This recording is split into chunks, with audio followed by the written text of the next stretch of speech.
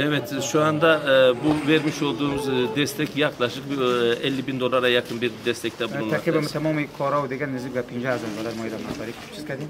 Evet. Bilebilirsiniz. Toplam 19 kalemden oluşan malzemelerimiz, öğrenci sayımız ne kadardı? 100.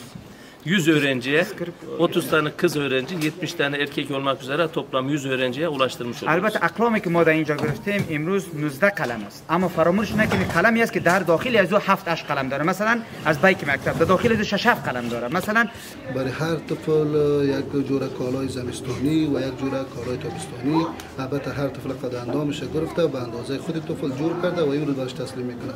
به هر طفل چمدی تابستان بود برای زمستان، به هر طفل جوراب، به هر طفل زیرپرانی و به هر طفل لوازم حفظ صحت، جامپاک، شامپو، برس دندان، و هر طفل بیک، کتابچه، قلم و برای هر طفل یک دانه کمپل، برای هر طفل برای روجایی، و هر طفل دیگه کلاه چیزی که ضرورت بود. و در قسمت تجهیز جای پرورشگاه، تمام تعمیر پرورشگاه ریاست کار امور اجتماعی بخش زوپور و ناسا برایش مکمل تعمیر فرش کردن، فرش جدید خریداری کردن، زیر پوم وار کردن و بالایش فرش واقعیت خوب و تمام چپرکتایشان روجایی برشان گرفتن و به تمام اتاقا کولرهای بسیار خوبش خریداری کردن، تمام اتاقا را برش پرده خریداری کردن و برای بخاطر شستن لباسهای اطفال 4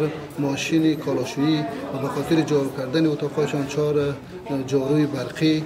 یعنی آن چیزی که در بخش پرورشگاه نیاز بود و یا دیدن و لیست کردن و امروز خریداری کردن رسما به ما تسلیم کردن.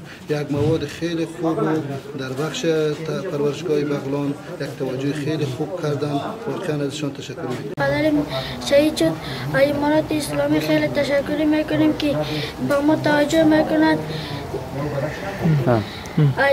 ترکیه هم خیلی سپاسگزاری میکنیم که ما کمک میکنه که دیگه خواهش میکنیم که دیگه هم ما توجه کنند.